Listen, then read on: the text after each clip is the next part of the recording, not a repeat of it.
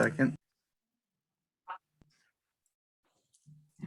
Oh, nice to see you all, and especially thanks to Joe for showing up today.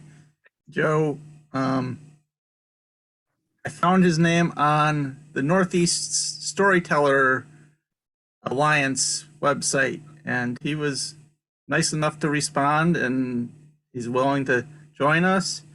He's got his background in healthcare, I believe, but active in the storytelling world. And I think he's going to share a little bit about that. So welcome, Joe.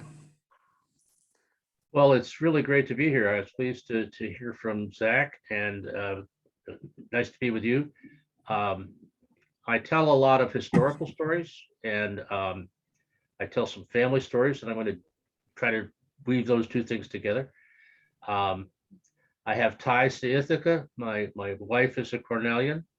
My cousin, Jimmy Doolittle, runs the Frontenac Point Winery up in Trumansburg. So we've spent a little time in Ithaca, New York. It's a great place to be. We love the farmers market and all the other kinds of cultural things that you guys have. We gather together to ask the Lord's blessing. He hastens and chastens his will to make known. The wicked oppressing now cease from distressing. The Lord is on our side. Oh, God, make us free. We gather together. It's a great traditional hymn. We sing it at Thanksgiving. We remember a lot of other things we associated with times we've sung that with family and friends. It was the last hymn sung at Jackie Onassis' funeral, by the way. So it's been used as a memorial for years. The interesting history of that song is that it was written in 1594 in the Netherlands, and we associate it with the Pilgrims because we kind of think that they maybe brought it to this country in our myth of Thanksgiving. But actually that song and that last line, "Oh Lord, make us free," the song was written to celebrate a victory by the Dutch and the English over the Spanish in 1597. It's a song not only of Thanksgiving, but it's a song of gratitude for victory. It was sung and repeated as a stimulus for war. The Dutch had won a great battle. It was a bit of a surprise, and they celebrated. And that period of time, in the late 1500s, early 1600s, the Dutch were at war with the Spanish Empire for their freedom. And indeed, that revolution was the first revolution that produced a kind of republic, a constitutional monarchy. And we gather together is taken as a forming kind of warm song, but its roots are in division and strife. And maybe perhaps that's its real message. It came to this country because a young musicologist named Ted Baker in the late 1800s studied in England and collected various folk-based songs, brought it home, got a job with the big music companies, published it. The Reformed Church in America, which is the old Dutch Reformed Church, put it in a hymn book. And people liked it so much that the Methodists put it in the hymnal. And when the Methodists put it in the hymnal, it began to travel. And by the time World War II came along, we all identified with the sense of that song about strife and gratitude and faith. So I share the story with you, not to make you less comfortable or less enthusiastic about that old hymn, but to share the roots of how out of strife can come love and connection. And that's what Thanksgiving is all about. I'm going to go on with Thanksgiving since it's coming up.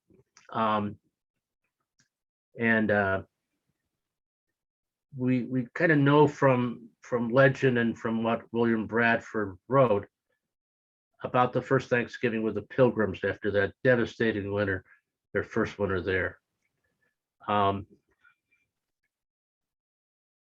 there was a lady by the name of Josephine Hale, and we had a Thanksgiving proclamation for the first time in this country right after the Constitution was passed, and George Washington issued it. But it didn't get traction. We didn't have emails. We didn't have ways of making it spread.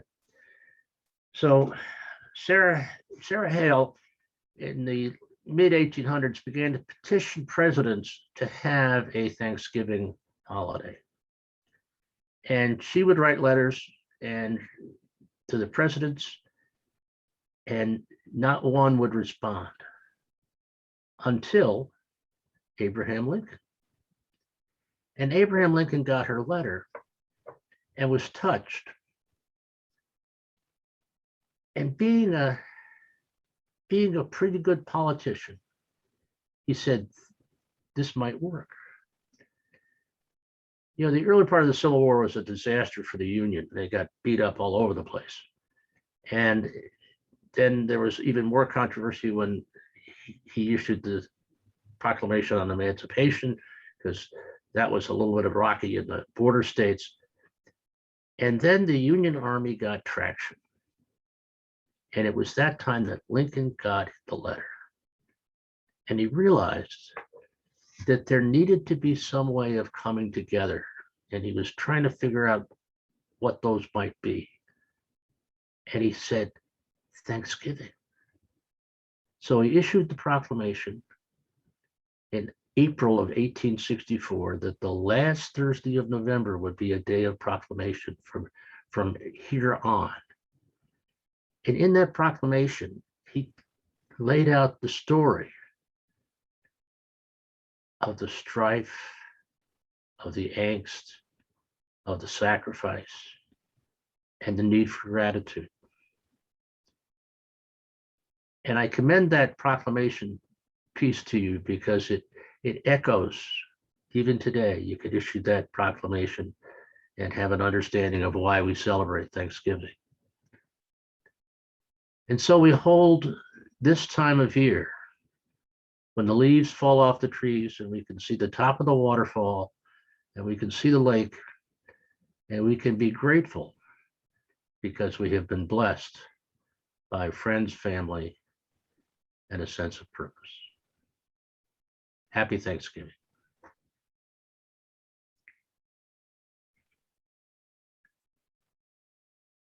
We were talking about Cohoes Falls, which is about a half a mile from where the Mohawk flows into the Hudson.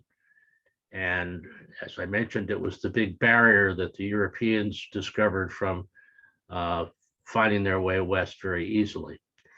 But one of the first stories about the Cohoes Falls is at the heart of the formation story of the Iroquois Confederacy.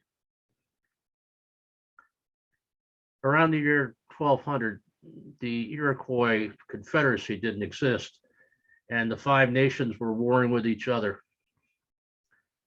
And it came to pass that a single warrior, a Huron, came to Onondaga, and he spoke a different language.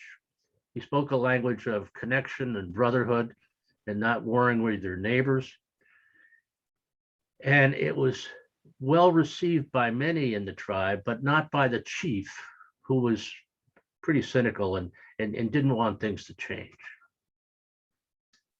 And so he said to this person, the Pathfinder, he said, if you can get the Mohawks, the people of Flint over on the east side of our country, if you can get them on board, I will listen. And one of the advocates for the message, a person named Hiawatha, also an Onondaga, he went with the Pathfinder, and they journeyed down the river, and they got to the waterfall where the main camp of the Mohawks was based, and they gathered the people, and they told the story of peace and connection and collaboration. And the Mohawk chiefs and the women, because it's a matriarchy, kind of said to the Pathfinder, show me your stuff. If you're so good, show me your stuff. And the Pathfinder said, what do you want me to do? And they said, see that big pine tree? We want you to go out of the end of that pine tree, and we want you to jump into the waterfall. And if you survive that, we'll listen to you. Well, Hiawatha was completely beside himself, but the Pathfinder climbed the tree, waved, jumped into the mist. And the Mohawks went, got rid of that troublemaker. Well, they got up in the morning, and as they got out of their longhouse, they smelled smoke, and they smelled something cooking. And they went over to the escarpment, they looked down, and there at the bottom of the escarpment was the Pathfinder with a fire, and he had spits of fish, and he was cooking breakfast. And they came down, they said, what are you doing? And he says, well, I'm cooking you breakfast. And they looked at him, and he was alive. And they carried those sticks of fish up the escarpment, and they ate together, and they listened wisely. And they went back to Onondaga with Hiawatha and the Pathfinder to begin to send the message of what collaboration and brotherhood might look like. And that was the beginning of the Haudenosaunee, the people of the Longhouse.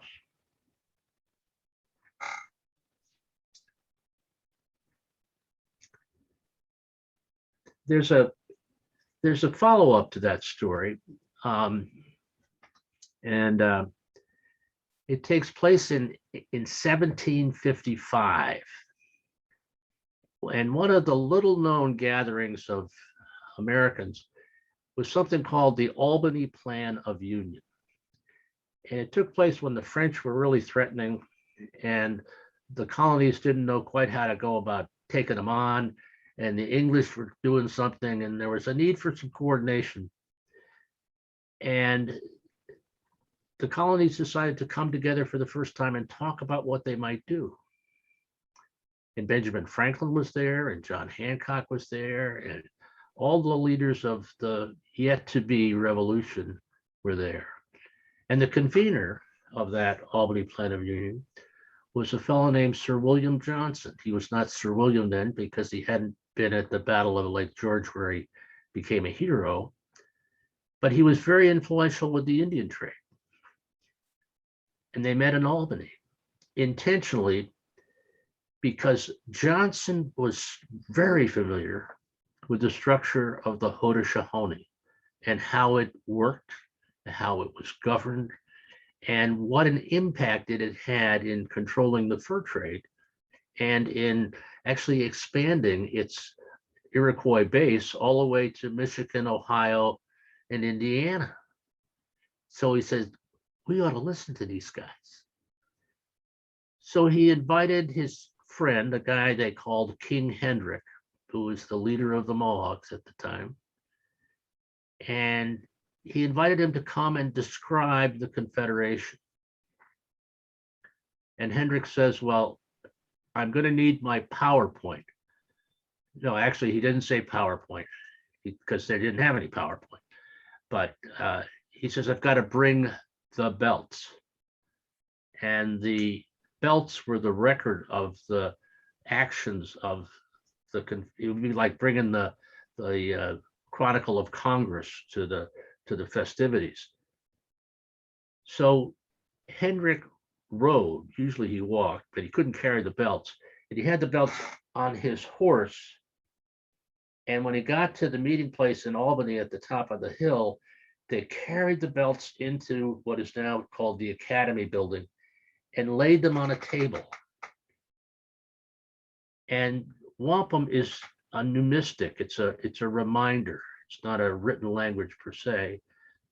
So he began to talk, holding the belts and running his thumb and fingers down the belts, and described a three-house structure, a judiciary, a legislative, an executive. He described the clan structure with the dominance of the women in decision-making. He spoke for a full day and a half. And the representatives of the colonies, the Franklins, the Adams, they listened and took notes.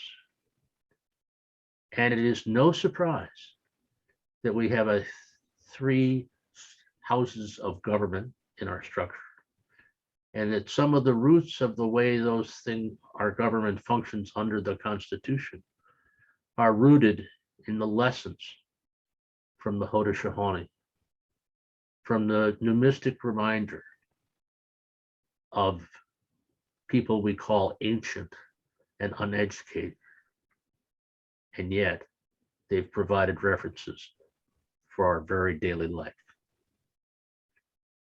The other interesting thing about the Iroquois is Iroquois in language really means I have spoken. So when the Iroquois were finished with their proclamations, they would, I have spoken, Iroquois. And the French and the English thought they were just naming themselves. So that's why they called them Iroquois.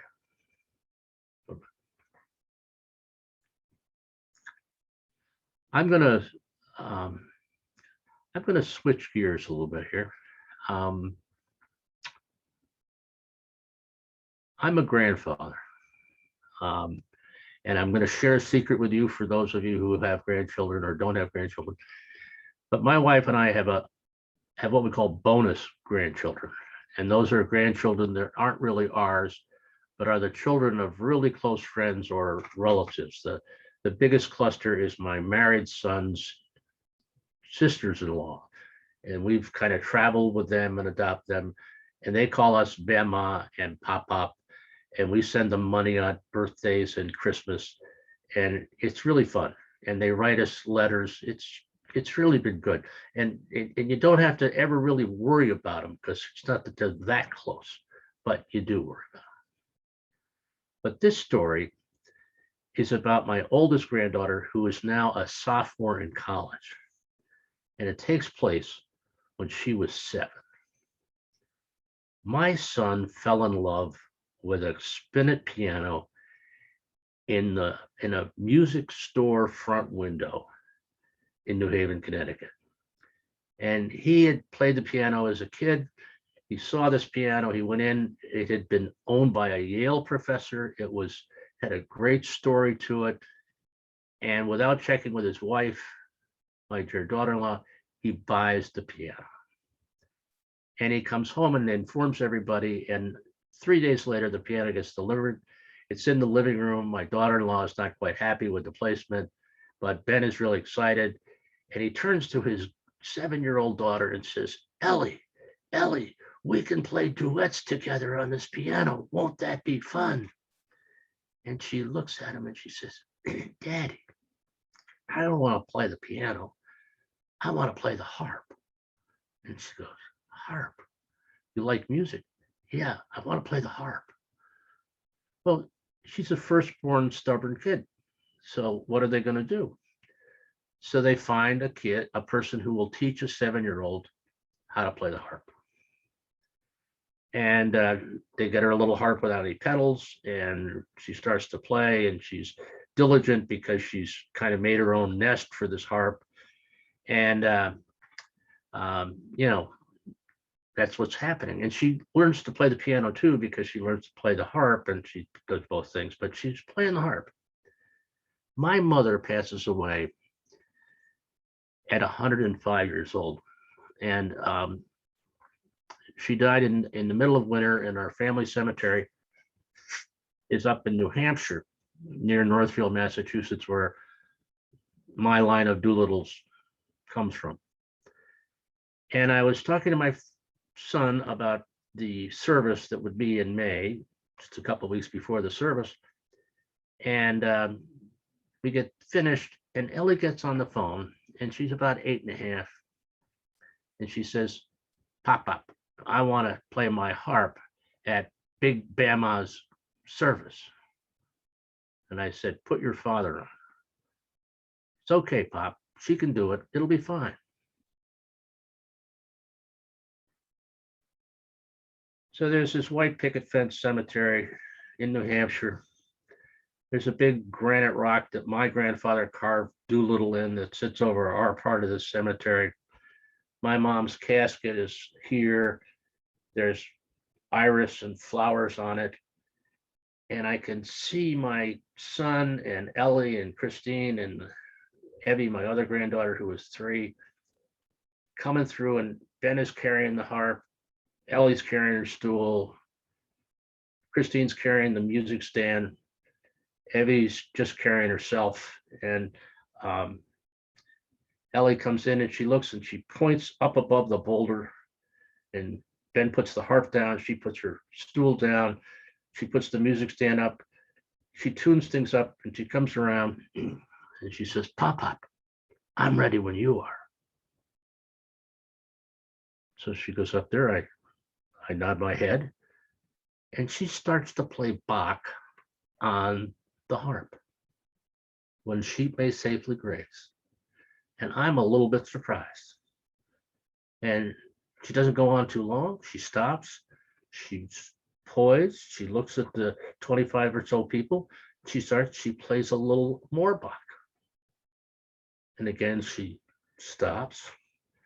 And one of my cousins says to her, Ellie, those were beautiful.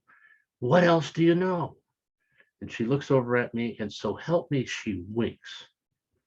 And she starts to play Twinkle, Twinkle, Little Star, How I Wonder Where You Are. And we all broke up. And if you ever wanted to go into a memorial service, why not on the laughter precipitated by children and music and determination? And in that moment, I said to myself, Ellie is a lot like my mother. And, I suppose that was the message that I was supposed to get.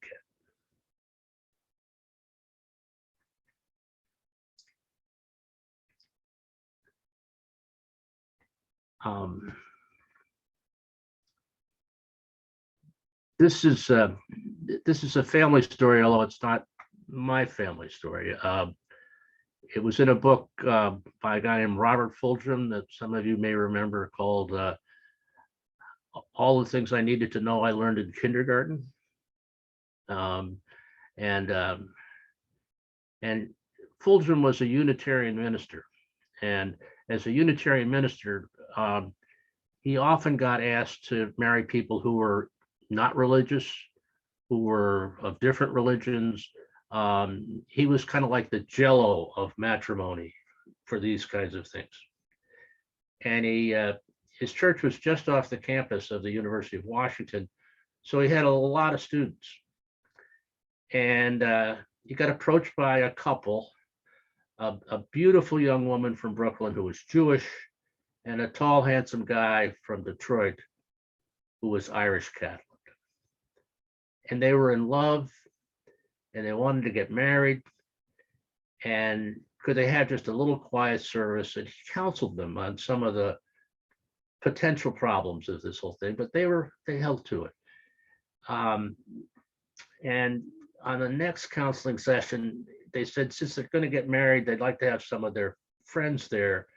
And would that be okay? And Fulghum had no problem with that. And then they came back and they said, since they were going to have a couple of their friends, they had a hard time limiting the number. And if they had more friends, would that be okay? Would there be, and then since they were going to have a wedding, maybe they ought to have their families there. Now, as Fulgham says, this was a landmine, but they were young. They didn't heed the landmine warnings, and they called Brooklyn and they called Detroit, and they heard the response, "You're going to marry a what? Not on my watch. You get yourself on a plane right now when you come home." Well, that was not going to happen, but they were set. Now, the tiebreaker in this whole story was the Irish grandmother in Detroit. And if her Patrick was going to get married to a you-know-what, even that, she had been there when he was born. She nurtured him. And if he was going to get married, she was going to be there. Well, if Grandma's going to go to Seattle, she can't go alone. So the Irish folks have to figure out who's going to go with Grandma. And they had a little bit of a ruckus over that because they're Irish. And since they couldn't decide who was going to go, they decided they were all going to go. And they would show those you-know-whats what it was really like to get married. Well, when the folks in Brooklyn heard that the Irish Catholics from Detroit were coming to the wedding, well, you know what happened. And what actually happened was one of her grandfathers was a rabbi. And the rabbi wanted to give a blessing at the wedding. Well, Fulgham didn't have any problem with that. The kids didn't have any problem with that. But the Irish Catholics, they didn't know what to do. And then they said, "We have a trump. Grandma can sing." Well, Grandma had been an opera singer in her youth, still had a great voice. So they had the Ave Maria and the Yiddish blessing in the Unitarian Church, and things would be in balance. The day of the wedding was a Saturday, and it had to be after sundown because of the rules and all that stuff. And the people were lined up and sitting down, the Irish on one side and the Jews on the other side, and they were a little bit frosty. Now, the only non-frosty people there were the bride and groom. And right after the opening song, you couldn't miss how much love there was between those two people. And when they said their vows, they said it was just perfect. And when she said, "I do," she jumped up and down in excitement. And when she got finished with that, she began to cry, and the groom held her in his arms. Well, that teary, almost closure was the time that Grandma came up and stood by the piano and began to sing Ave Maria. Well, the Jews from Brooklyn had never heard an Ave Maria. And they'd never heard a voice that had so much love and affection, because Grandma threw all she knew and loved in those two people into that song. And when that was finished, the folks from Brooklyn didn't know exactly what they do, but they knew great moments when they saw them. So they stood up and they gave Grandma a standing ovation. And Grandpa came down the aisle, and he took the hands of the bride and the groom and he held them in his own, and he gave them a blessing. And you didn't need to know Hebrew to know how much he loved and cared for all that was holy and loving in those two people. Now, the Irish Catholics, not to be outdone, they gave Grandpa a standing ovation. And the party was on, and the dancing was on, and the festivities. Now, Fulgham gets a postcard a year after the wedding, thanking him for facilitating such a wonderful experience and for generating so much love and affection between the two families. And it was signed by the parents of the bride and the parents of the groom. And they were on a cruise together in the Caribbean because they had become such fast friends. Mixed marriages.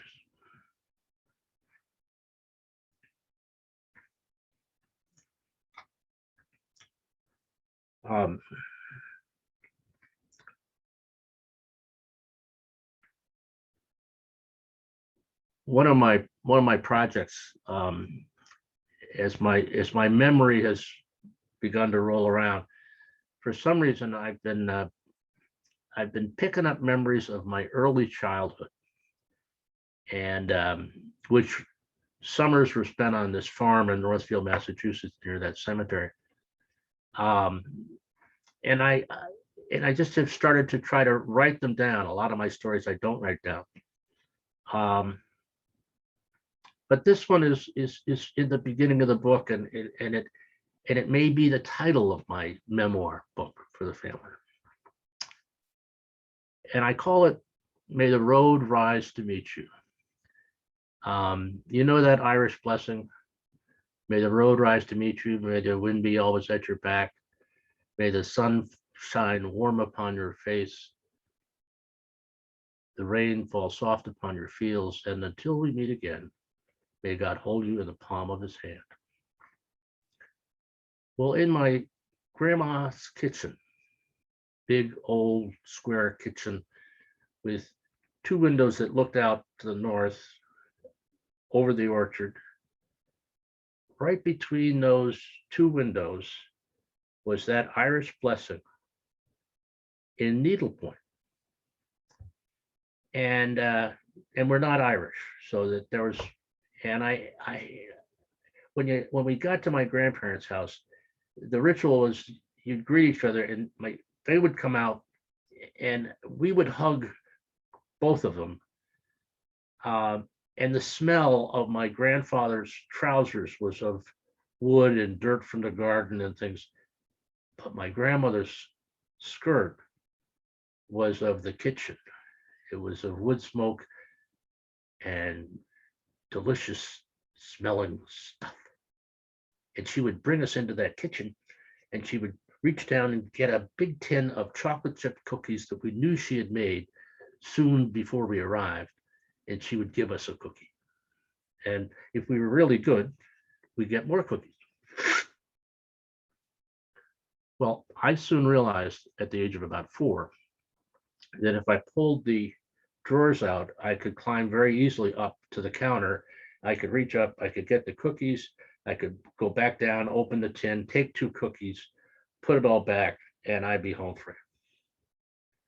Now, I did get caught once, but my grandmother was very lenient, and she was more worried about me falling than ruining my appetite. So the punishment wasn't really that, threatening. And as I got older, I got better at figuring out when it was the right time to hit the pantry. So I'm about 6 years old. I go in to do my thing, and I got the things right up here. And I hear, "Oh, what are you doing up there?" And I look over, and there's my new Uncle Ned. My new Uncle Ned had married my Aunt Grace, who my father referred to as an old maid school teacher. And she taught down in Westchester County, and she married Uncle Ned, who was a CPA, and they lived in Manhattan. And my grandpa called Uncle Ned the city guy. So he was kind of just new in the family. But he looked at me, he says, "I don't want you to fall." So he took the cookies, he gave me 2 cookies. He said, "Let's have some cheese and crackers." And we sat down at the table underneath the Irish blessing. So we're talking, and I'm trying to sound a little smarter than the average 6-year-old. So I say to him, "That's an Irish blessing." "Yes, that is." And my grandma, Nana didn't make that. "Oh, she didn't?" No. Her best friend made it. They made it at a church ladies group that meets, and they liked it so much that they all needle pointed it and then gave it away to somebody else in the group. So that's Margaret Howe's needlepoint. Yep, I know that for sure. Oh, that's pretty good. And what else do you know? I said, well, I got a question. You know, if it's a blessing and it says, may the road rise to meet you, why doesn't it say, may the road go downhill? You know, wouldn't it be easier if it was a blessing if the road went downhill? And my new Uncle Ned said, well, you know, that phrase is there because the road rise to meet you. May life give you opportunities and challenges that you can meet and prosper in and get traction for the rest of your life. That's what it means. It's not about being easy. It's about accomplishing things. Well, you know, even at 6, I recognized wisdom. And to that point on, my new Uncle Ned became one of the linchpins of my life. He taught me how to fly fish. He taught me how to play bridge. He taught me how to be critically read. And he just charmed and welcomed and loved me, along with my old maid, Aunt Grace. So one of the blessings of my life happened just after I got caught stitching cookies from a tin in my grandmother's pantry.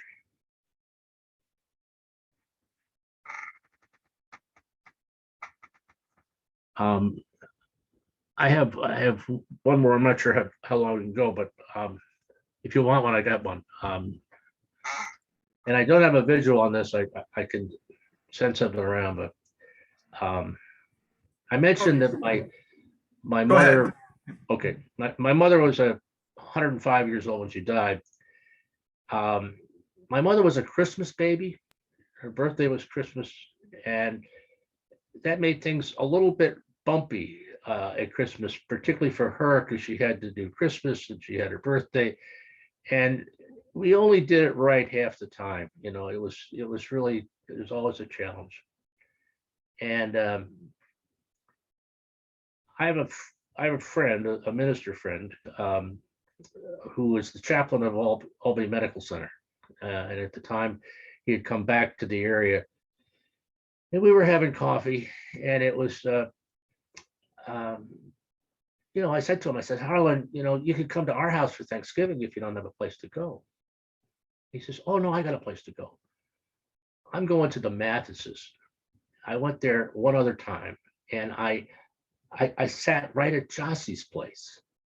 Now, Jossie was a teenager who Harlan had pastored and cared for this family during her leukemia experience, which didn't end well.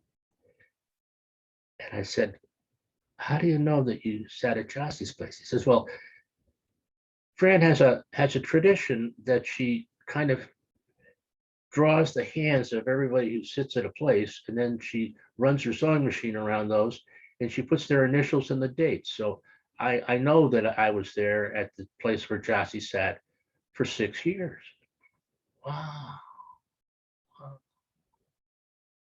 So I come home and I tell my wife about the tablecloth. And she looks at me and she says, you know, we could do one of those for your mom's birthday. We got a crowd coming for Thanksgiving. We can get a lot of the hands.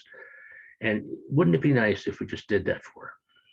And I said, well, you're going to be nice to my mother? Now, my mother and my wife have that friction between daughter-in-law and mother-in-law.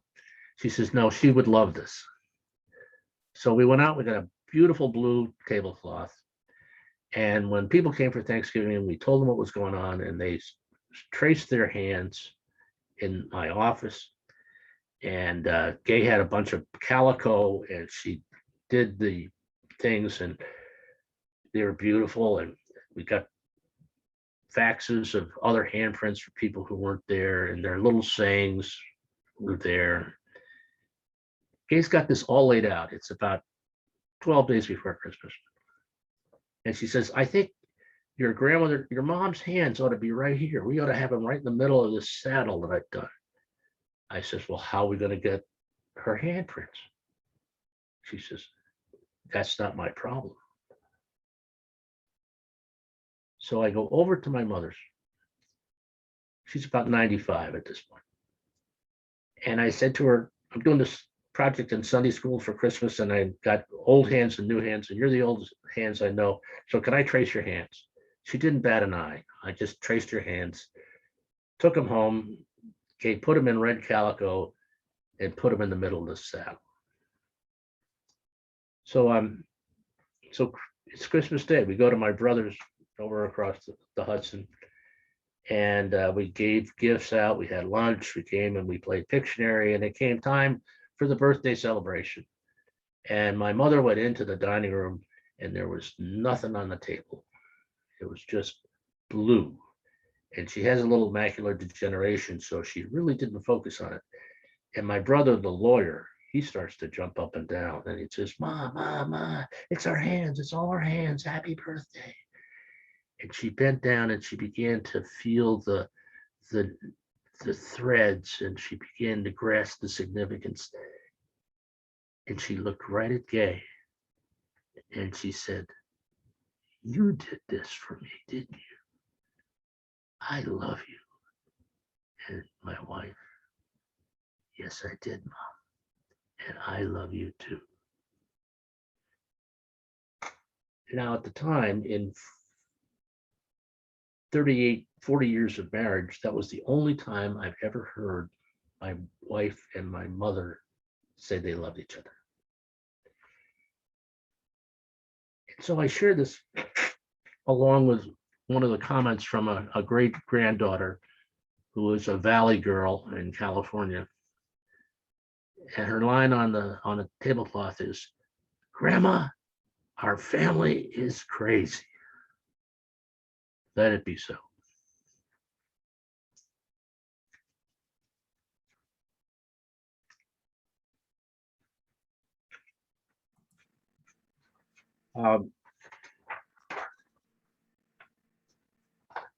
If I could leave you with a poem by one of my favorite poets, Wendell Berry. It's kind of a Thanksgiving poem, and I really do like it. So I'm gonna, and I haven't been able to memorize it because my brain doesn't work that way, but I'll have to read it. Whatever is foreseen in joy must be lived out from day to day, a vision held open in the dark by our 10,000 days of work. Harvest will fill the barn, for that the hand must ache, the face must sweat. And yet no leaf or grain is filled by work of ours. The field is tilled and left to grace, that we may reap. Great work is done while we're asleep. When we work well, a Sabbath mood rests on our days and finds it good.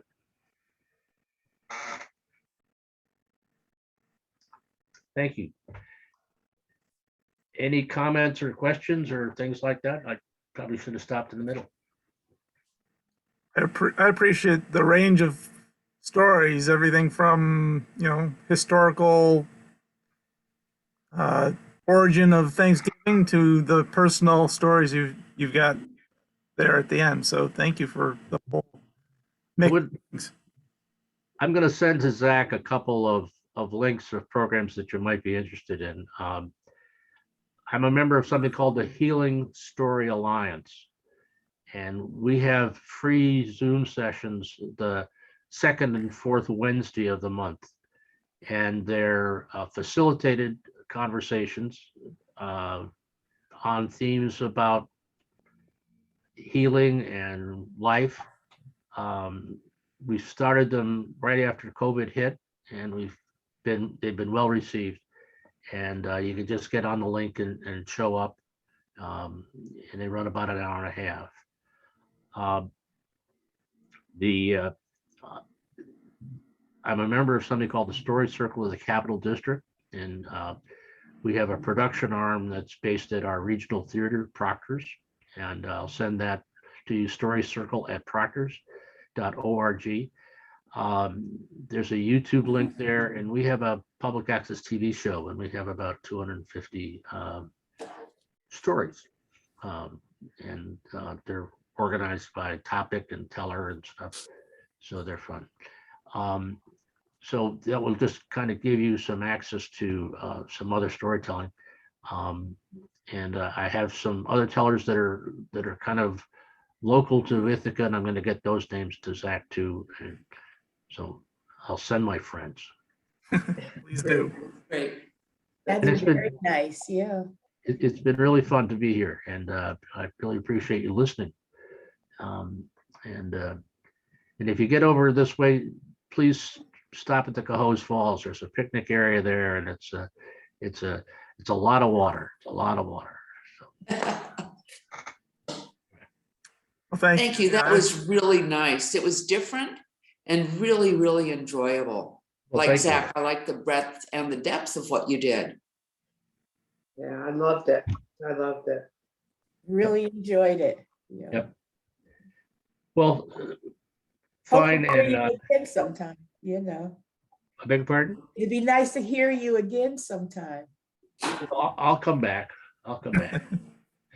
I come back live.